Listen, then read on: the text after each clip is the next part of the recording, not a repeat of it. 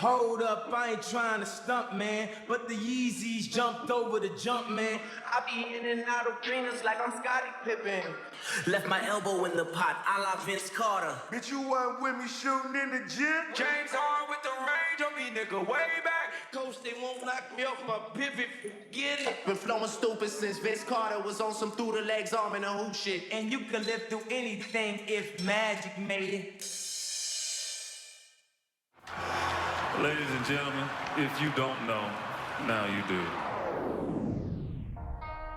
Lovers, lovers, lovers of the association. What up? This is your guy, Marcellus Ease. There's a lot going on around the league. Let's get to it. Now, the NBA, we should all know this is an image-based league.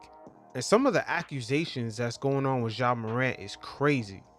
Now, we all know some of the, social media antics, the celebrations, some of the rappers he's hanging around with, and some of the lingo he uses. We all know it's part of the culture.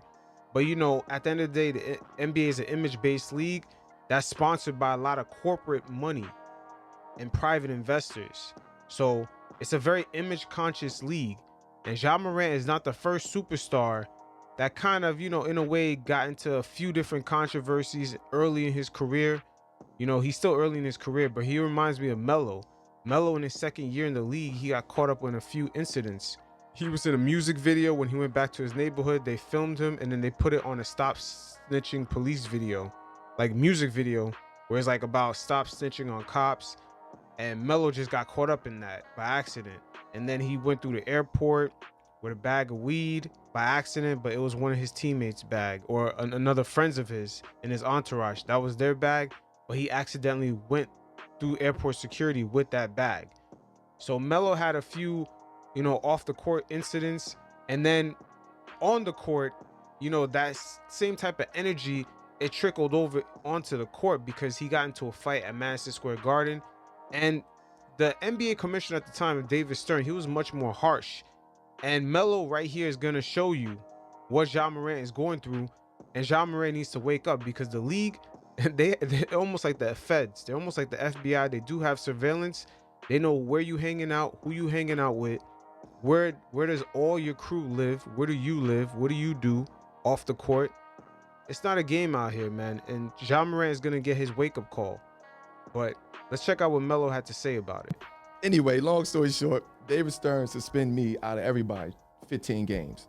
Everybody else got like 6 games, 7 games, shit like that. And I go speak to him like, why you do me like that? What did he tell you? Man, you're rap. And Melo's gonna refer to the fight that he had in Madison Square Garden. This is after all his off the court antics, especially in his sophomore year in the NBA. Once again, he got caught up in that stop stitching video, and then he got caught going through the airport with I think an ounce of weed or wherever. It was a large amount of weed, and he got stopped at the airport because of it. And remember, he's one of the figureheads of the league, especially coming up for the young generation with LeBron James at the time. Why you do me like that? What did he tell you? Man, your rap sheet. A rap sheet? Man. Look. NBA rap sheet.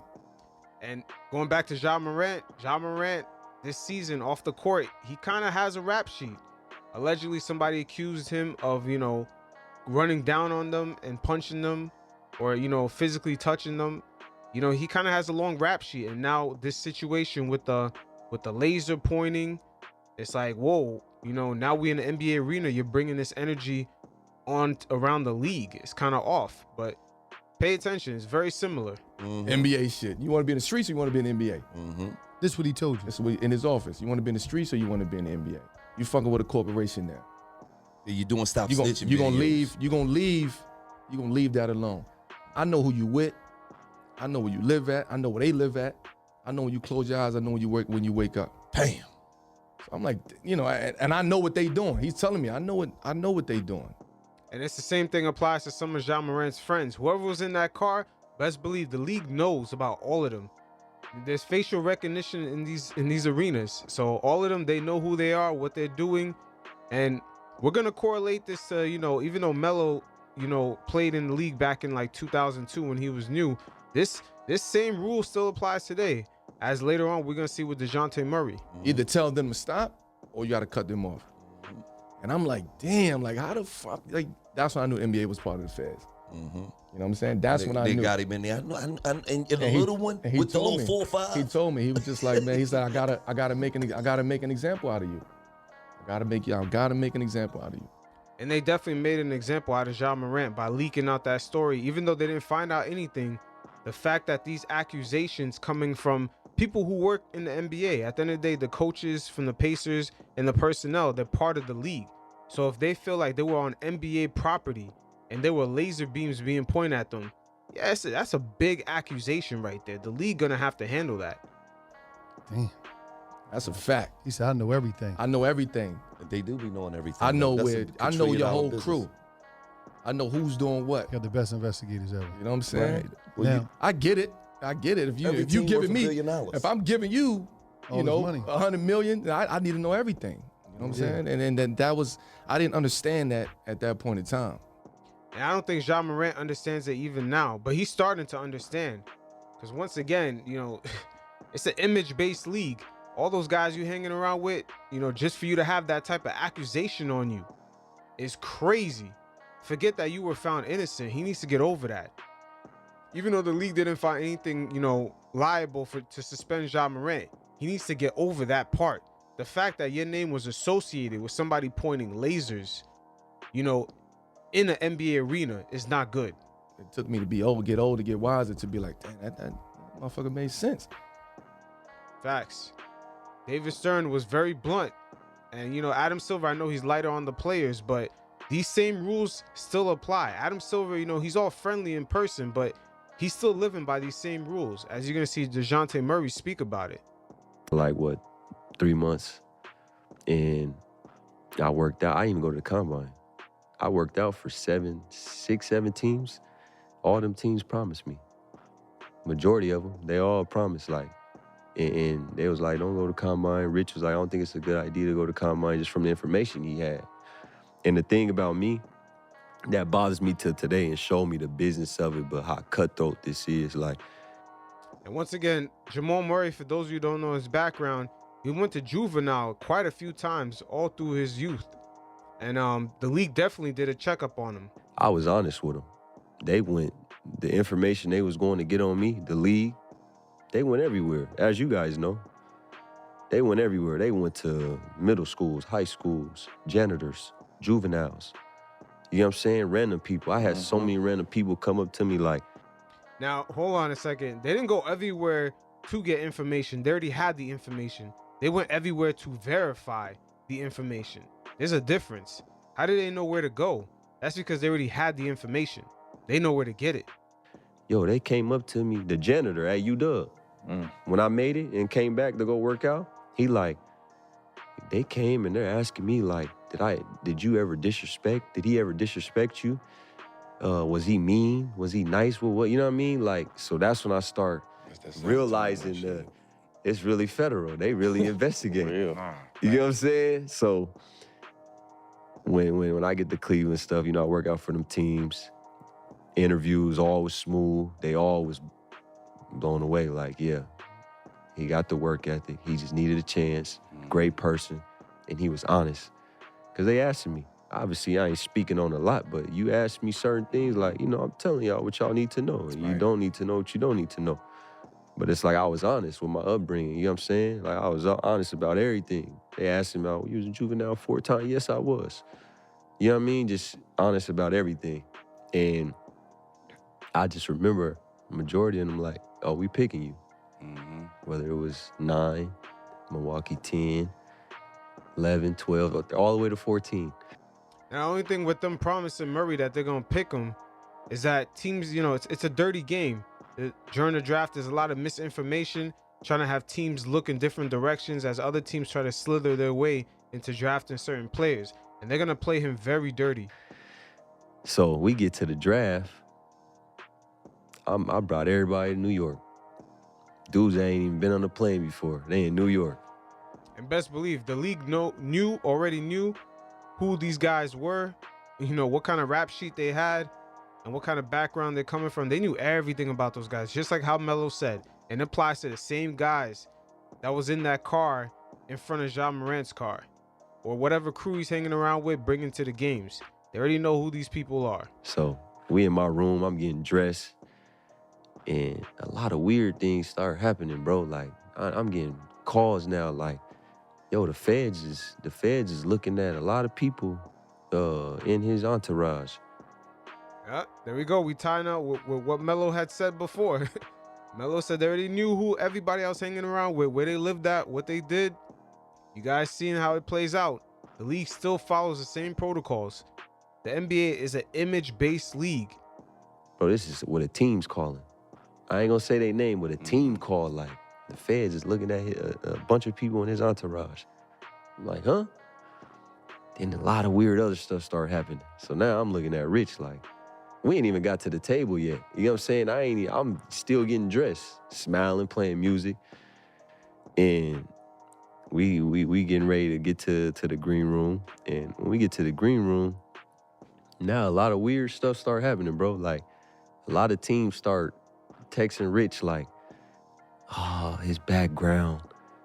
Oh, he was in the game. Oh, this. Like, the stuff I seen, and somebody did some foul business, bro. And, like, both of y'all gonna be disappointed when I tell you off record, like, what they did. You feel me? Like, they did some foul business, bro, that spread it. Rest in peace, Paul Allen. Told him something, spread it around the whole league. Like, and it wasn't something they already didn't know. It's just like that person was, like, trying to stop me from making it. I don't know if they... Now, I don't necessarily believe it was that. I really believe that person was spreading information around to throw certain teams off from drafting you. So another team that was way behind the Spurs could draft you. They do that a lot in the league. Seeing me as a threat, seeing me as whatever, but... We see situations play out like that in the NFL especially. It was like, man, we got to slow this down. Like, nah, let's spread this around. You know what I'm saying? And that shit hurt me because I love that person. You feel me? Like, I love that person, dog. People, that's the thing. That's even more weak. And that was my process. So I'm sitting at the table. Mind you, San Antonio they all came to Cleveland to meet with me. San Antonio was trying to trade up for me. They had the 29th pick. Yep. But knowing the information that they had from all the teams, like, he's not going past 15. So San Antonio told me, like, in the interview, like, we can't let you go nowhere else but San Antonio. Like, we got to trade up to the lottery to get you. Like, we're about to do that. So I'm in the green room. I'm like, shit, I ain't even I don't care about going lottery, none of that. I'm just, bro, I'm about to shake the commissioner's hand, bro. I'm about to get in. I'm about to get in the door. Like, you know what I'm saying? Like, so I promise you, bro, like, even people said I look mad at the draft. They don't know I was mad at text messages I was seeing that was spreading around the league. You know what I'm saying? Now, look at that. DeJounte Murray coming to the league with a rap sheet. Look at the hell he's going through. But Ja Morant has no rap sheet. And it's almost like he's kind of, you know, hanging around that kind of energy.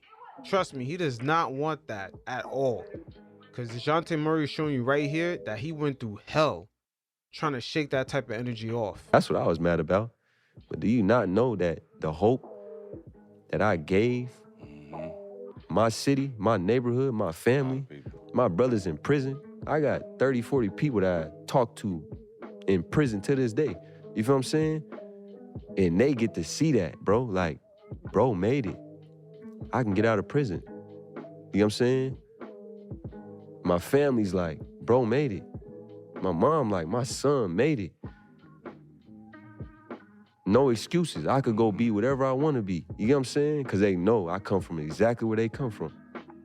So it's like that process, bro, it was a blessing. Like, at the end of the day, first round, 29th, and I didn't know a lot about it. Like, the difference from me going, 12 to 29 was money. That if you work hard, stay true to yourself, be a good person, you're going to make that money. You're going to make it back in the end. You know what I'm saying?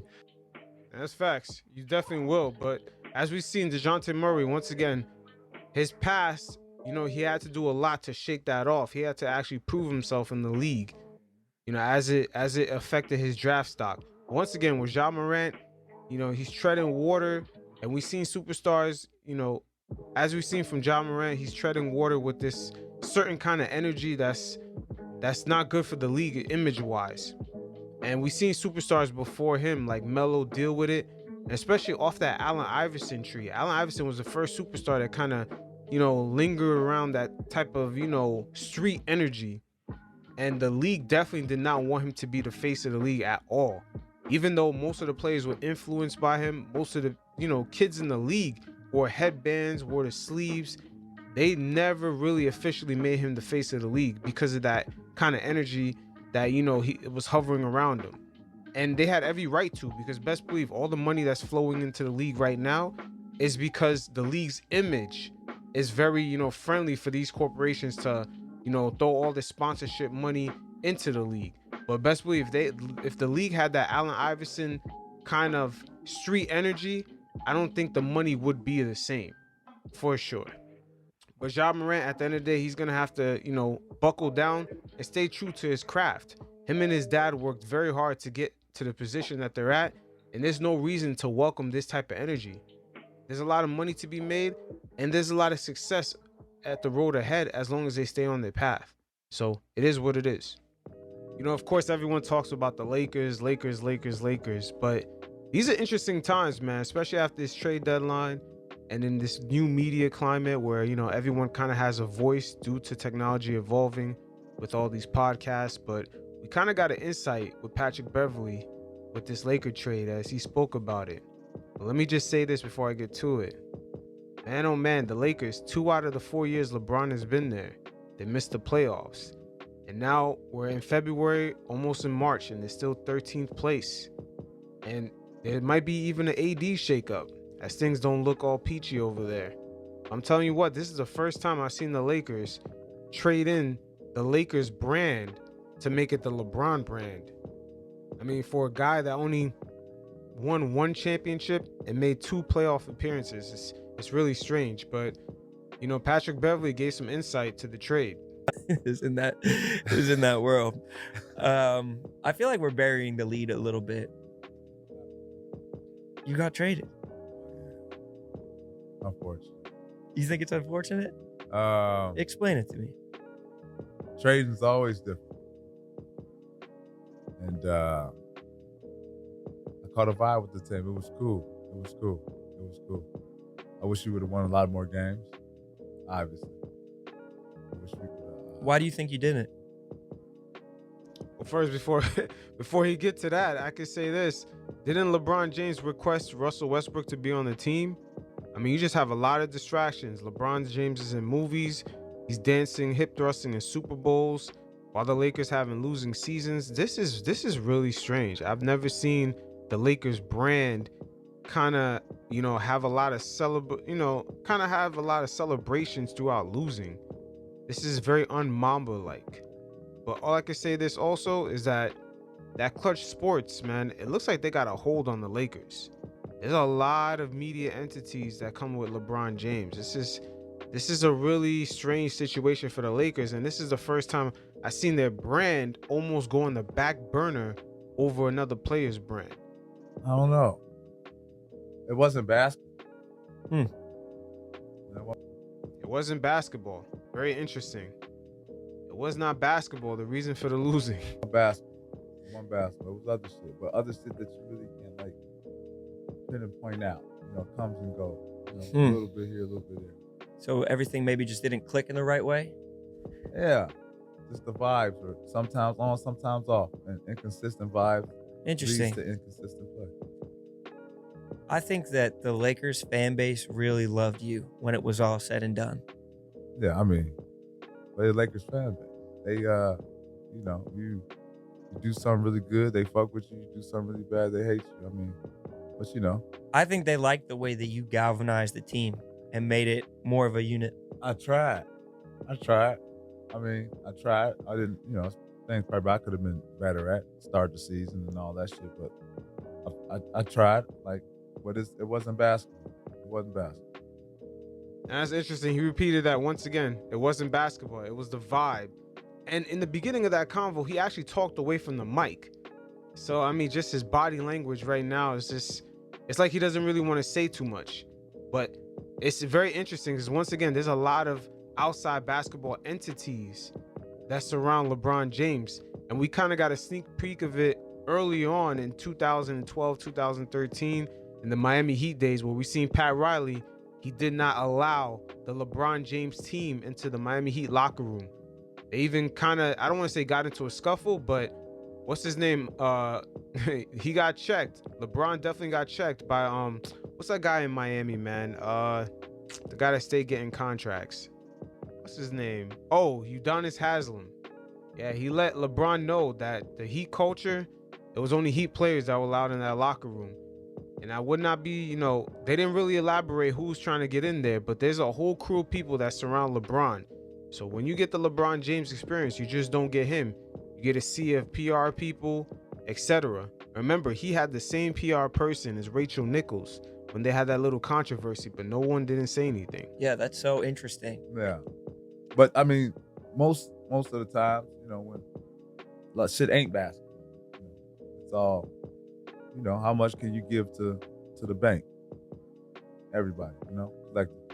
Yeah. Everybody has to weigh in. Yeah. How did you find out? I kind of felt it that day. Yeah.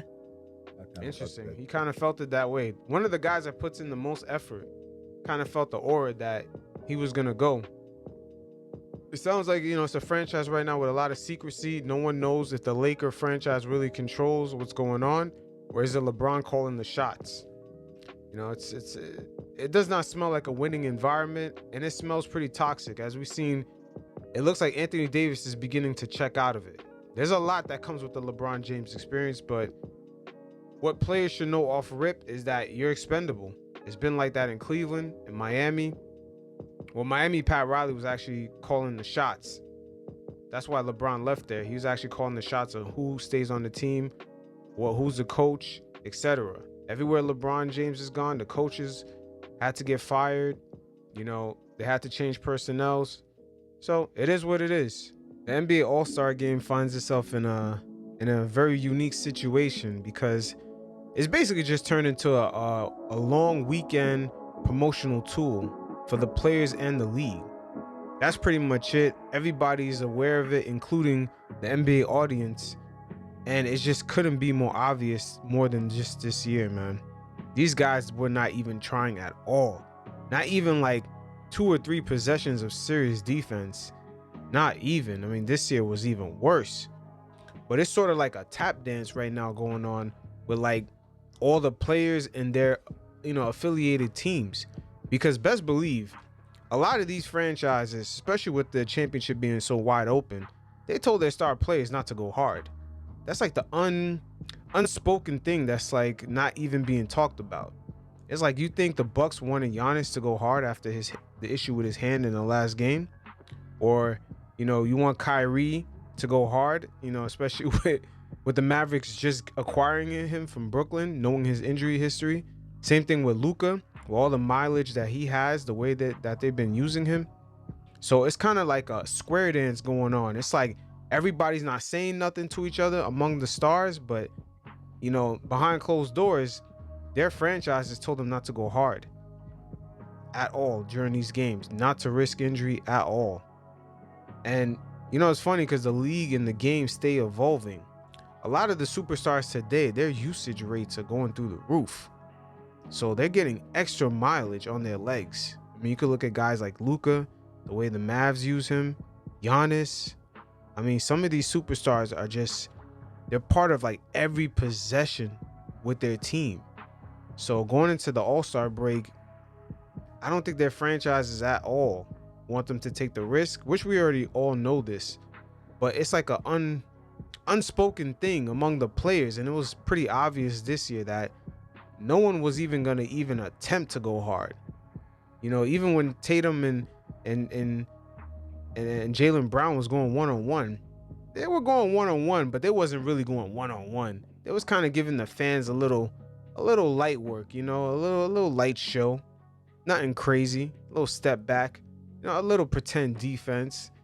But once again, anything that's not evolving is dying. I think all the players and the franchises, they pretty much adapted really well to what this All-Star weekend really means. And it's just a promotional tool for the league the franchises, and the star players.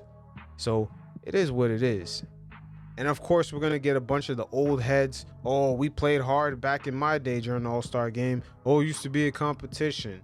Yeah, we understand, but at the end of the day, you guys weren't as valuable to your franchises as some of these guys are. Some of these guys carry the whole financial weight of their franchise. If he gets hurt, ticket sales go way down.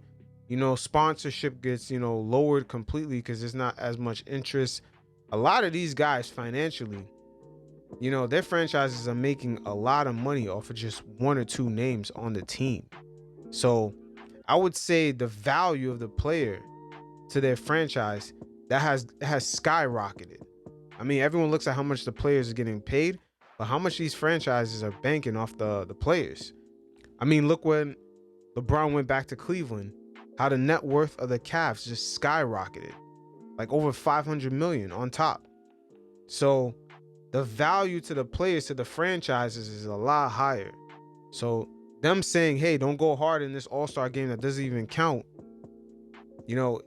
it's kind of a gray area because fans want to see competition. But I think the NBA all-star product has changed.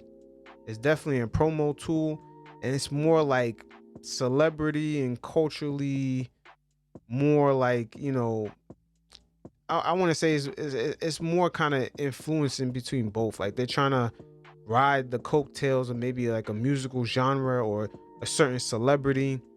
It's trying to be like culturally relevant, and then at the same time ride like the gray area with being socially relevant in social media. It's a complete different era. So when you see guys like Charles Barkley and start saying, oh, we went hard back in my, yeah, but it's a complete different media landscape and just overall a different era, man. It's just a different product. Everything is different. The money's a lot higher. So it is what it is. The NBA is going to have to find a nice little, I would say, neutral ground into trying to make the game at least somewhat competitive. Maybe put something on the line. But I like this year how they switched it up a little bit. Putting the players picking who they wanted on their teams on national TV. It was a bit too long, but putting on national TV was a nice shakeup. But the league is still evolving. It's still changing. I like what Adam Silver is doing. He's open to change. He's open to trying new things to see what works. It's a tough situation to be in, but it's good problems. It's good problems for the league because money's still coming in, especially in 2025 when that tech money starts hitting that CBA, and money's going to double up. So figuring out what place the All-Star game has in the league is even going to be harder. But once again, it's good problems to have. It's nothing that Adam Silver, through trials and error, can't figure out. Speaking of the CBA, the league is going to have to figure out these max contracts. As we've seen this Russell Westbrook fiasco, and including John Wall, just moving these guys around, just been hell. I mean, John Wall's out of his contract, but still, just that situation in Houston was not a good look for the league. Just having a guy who was able-bodied, ready to play, just sit him out and pay him $50 million. It just wasn't a good look. And Russell Westbrook, just, man, there's a lot to say about Russell, because you can look at giving him the Supermax. It made sense for Oklahoma City because he was valuable to them. Just like Damian Lillard, he's very valuable to Portland. But other teams outside of those franchises, they might not value some of these guys the same, and just moving their contracts around, especially after injury, it's real difficult. And who knows, after 2025 with this new CBA, they may find ways to put loopholes around these Supermax contracts where teams could either pay guys out and just have a break. They get like, I don't know, sort of like an amnesty clause. They might get like 2 or 3 of them every like 2 or 3 years, or they may come up with some rule, but they got to do something about these Supermax, these unmovable Supermax contracts. Because once again, that John Wall situation and Russell Westbrook, it's just not a good look for the league. I mean, you have these guys that they've been promoting that are superstars or just stars in general, but then to see the treatment that they get right after they get these contracts, it looks a little funny in the light. I mean, the league for years have been running ads saying these guys are stars, come see them play. And then all of a sudden, not even in a year span, you got these guys can't even make a roster, or they're unwanted by teams because teams are tanking, or they traded for the player just to clear up cap space, or it creates a whole domino effect. It's kind of weird. I mean, one of the domino effects is having guys like John Wall and Russell Westbrook in free agency. That's kind of off. These guys were faces of franchises. Now all of a sudden they could team up with other guys to go after championships. As Russell Westbrook joining the Clippers. It's just, we're not saying that's going to be a good outcome for them. It doesn't mean that necessarily. It's just saying that it's weird to find these guys sitting in a free agency pool, and it's just like they're told, no team wants them, but yet they're joining up with guys that are already kind of championship bound. It's almost like creating a super team through free agency. It's a lot of weird trickle down effects of this supermax. The only player I've seen it really work out for is Dame in Portland, because he's loyal to what they're doing and what they're building over there. And of course you have guys like Stephen Curry, which is supermax is always going to work out for players like that in good standing, have good performance. But what about the supermax for players that are, they're just stars, they're not superstars, but I don't know. It's a strange gray area, like, because they qualify for the same contracts, but these contracts after a while they become unmovable, and it creates like this awkward tension between the superstars and teams, which affect the fan bases. Because how are you going to tell a fan base to come out, buy a jersey, support a team where they're kind of bailing out on their superstar, a guy that they promoted for years, paid promotion, put in the development into? It's kind of a tricky sequence. I think the league got to put in some clauses here in some of these deals to make like a smoother transition if a team pivots off a player that they give a super max to. Now what's interesting is that Charles Barkley talked about a kind of rite of passage for players like Kevin Durant to pass through to kind of sit at the table with the all-time greats. Now, in the NBA, there are different levels to these tables. And I kind of relate it to hip hop in a way, because there's just always this imaginary crown. Who's the top guy every year? Guys like Drake wore it. Guys like Jay-Z, 50 Cent, Lil Wayne, Kanye West. There's this imaginary crown that gets passed over year to year. And the same thing kind of applies here in the NBA. There's like these imaginary tables where the top of the top sit. I mean, if you look at point guards, you can look at CP3, John Stockton, AI, Steve Nash, Dame Lillard. That's an elite table right there. But then there's another table where guys like Jerry West sit, Isaiah Thomas, Stephen Curry, Magic Johnson. And, there are other tables here. You can look at the centers. There's a table with Dwight Howard, Patrick Ewing. Jokic is sitting at that table now. Mutombo. Legendary centers like that. But then there's another elite table on top of that where there's Shaq, Bill Russell, Hakeem, Kareem, Wilt Chamberlain. I mean, going down the power forward list, it's the same thing. Charles Barkley sitting at the table, Karl Malone, Chris Webber. But then there's another table. You got guys like Dirk Nowitzki, Tim Duncan, Giannis, Kevin McHale. And then you could even relate it to the shooting guards, which we've seen a plethora of shooting guards come into the NBA. But there is an elite table. But one of the tables below that is going to be Reggie Miller, T-Mac, James Harden, Drexler, Vince Carter. And that elite side of the table, oh my God, is of course Michael Jordan, Kobe Bryant, and D Wade. Very few could sit at these tables. And it's interesting that he brought up this analogy with Kevin Durant, because Kevin Durant as small forward, the table he's trying to get to is with Larry Bird, LeBron James. That all-time small forward table of champions. And to get there, it's going to take Kevin Durant to go through a rite of passage that we've seen Kobe Bryant go through when he defeated the Celtics without Shaq. And Durant is kind of in that realm right now where outside of Golden State, he's going to have to go up another level to, get that call where they're like, yo, Kevin, come over here. You get to sit at this table. You and KD kind of have an interesting back and forth. When you guys see each other in person, is it, how is that situation a relationship? Or is there one? He's always been cordial to me. I'm always going to be cordial to him. He's taken some shots at me, and I've taken. KD doesn't get. Okay, so what I said was, I said KD is a great, great player. He is a great, great player. He's sensitive, 100% sensitive. But what I said, and I stick by, I said KD is a great, great player. But he's going to have to win a championship without the Warriors to get the old heads' respect. And I said, and I used the analogy, I said, Kobe Bryant, one of the greatest ever, said, I had to win a championship without Shaq. Yep. And that is fact. That is fact.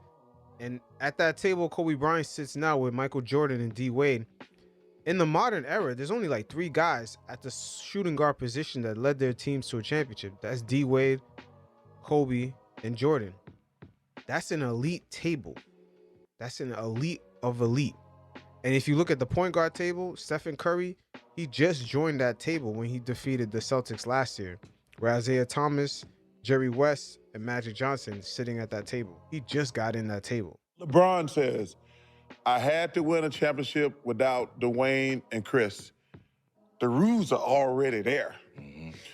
Just because you don't want to follow the rules, you can get mad and call me names. I'm just going to tell you, the way me and the old heads, and we talk about it, we're like, hey, KD's he's a really great player.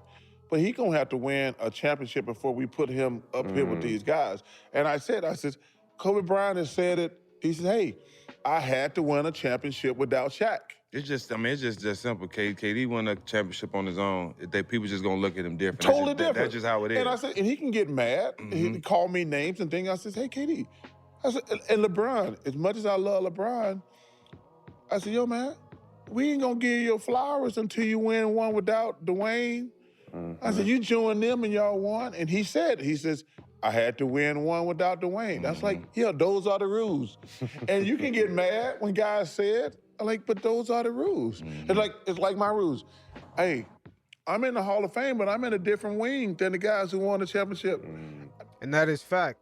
That is fact. And that includes Giannis. Giannis gets to sit at that table with Tim Duncan and Dirk. Meanwhile, while Barkley sits in the table with, Karl Malone, Chris Webber, he's at that table. Those guys are elite, but there's a whole nother level above that. Still in the Hall of Fame, though. I know, but I'm saying, though, Jack, hey, I understand. I understand the rules. Like, Charles are great. Karl Malone's great. Patrick Ewing's great. They're not at the table with Magic, Bird, LeBron, Kobe. It's levels to this shit. And I'm breaking it down by position, but there are levels, definitely, like you said, levels to it. There's guys that have been a part of championship teams, and there are guys who led championship teams. That's why I mentioned that table at the shooting guard position with Michael Jordan, D. Wade, and Kobe. In the modern era, it's only those 3 guys at that position that led their teams to a championship. And I ain't mad at that. I understand that. Now, if I could have won a championship, I can go across the room. But the rules are the rules. We have to play by the rules. And this ain't got nothing with motherfuckers on TV who get paid to talk shit. We talking about players. Right. We talking about players. We understand, hey, I'm not at the table with Bird and Magic and those guys. Hey, yeah, am I a great player? Yes, I am. I understand that. But there are levels and there's tables to this thing. Steph went up last year. Yep. Like, he was already in the room. He got to come over, like Isaiah Thomas. He yeah, okay, Steph, come on over now. Yeah. And let's not make no mistake. That's a hell of a table that he walked to. That's a hell of a table. Jerry West, Isaiah Thomas, Magic Johnson, he walked towards that table. I know in my lifetime, there's only a few players I've seen to walk to the tables. And that's Kobe Bryant in 08 when he defeated, in 08 when he defeated the Celtics. And that was Stephen Curry last year when he defeated the Celtics also. Yeah, come on over now. I said, okay, because AI, Isaiah, John Stockton, those are probably. My bad. Let me make that correction. That was Kobe Bryant in 2010 when he defeated the Celtics. Oh wait, yeah, that was the first time around. He lost. But Kobe Bryant definitely took a step up to that legendary status when he defeated that team. 3 best little guys ever to play the game. And Steph was an all-time guy, but now he gets to move over like in the Isaiah category. Yes. Yes. Yeah. So man, but I tell him, I say, but I don't mind these guys. Like, but see, the only thing I hate about, to be honest with you, these motherfuckers, especially KD, Kobe, guys like that, they're all-time greats. But the only time I've ever got.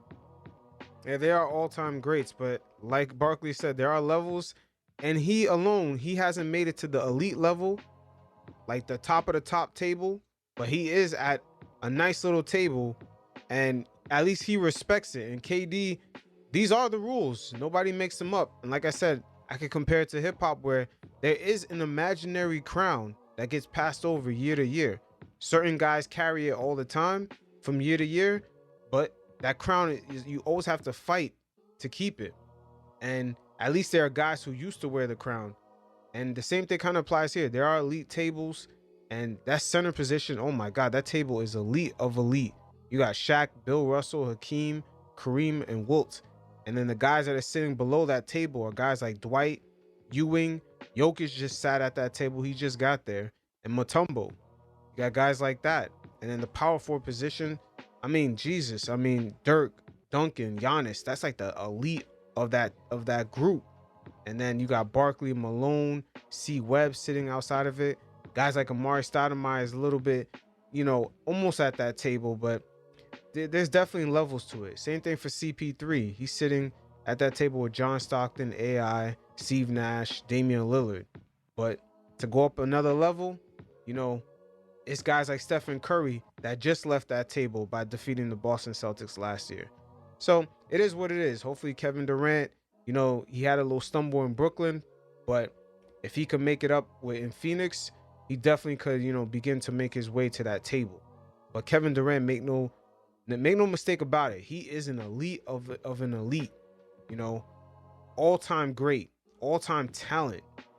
This guy is unreal, but he's gonna have to solidify his spot, because everyone knew Kobe was nice, but it's not until he got that championship, that championship that everyone respects. It's just, that's when you get up to that next level, because there was something about that Celtics series that we all knew was a battle, but once Kobe got over that hill, he pretty much solidified himself. So it is what it is. And I want to stick with Kevin Durant for a moment here, especially after this Russell Westbrook trade, because now we're reaching to a pivotal point where we have to re-examine his decision making to leave OKC, because now it's starting to make a lot more sense now that everyone could play Monday morning quarterback. We see Russell Westbrook, it didn't work out for him with Melo and Paul George, a prime Paul George, I should say that. They lost to a young rookie Donovan Mitchell in the playoffs. Then they got their asses bust by Damian Lillard the following season. And then we see Russell Westbrook not being able to work out with a prime James Harden. And with everything accumulating up to this season, we see that he can't even work out with LeBron James and Anthony Davis just to make a play-in. So I know Kevin Durant's decision to go to Golden State was met with harsh criticism, but now in hindsight, we see that he was kind of correct in that assessment. Just the Russell Westbrook experience, it's not tangible in the playoffs. When you got to value your possession and you want to win games, this guy is just not it. And he's proven it time and time again. Now, the only thing for KD, like Charles Barkley was saying earlier, he's going to have to win one kind of on his own to solidify himself among the other greats. But at the end of the day, going back to that decision to leave OKC, he primarily left Westbrook because OKC clearly was not going to kind of tamper Westbrook's game down, because the following season after he left, we all saw what happened. They let Westbrook do him. They let him get the rebounds. They let him try to figure out when he has, his little triple doubles. As we've seen him numerous times ask for his box score during the games to see how many more rebounds he needed to get that triple double.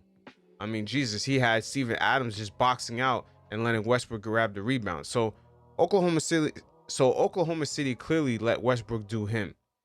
And that's not winnable basketball. So we'll see how that plays out. Hopefully Tyronn Lue, he's been proven to be a master expert on the pivoting and coming up with new schemes. So we'll see how that plays out. Until next time, you fellas stay safe. Peace.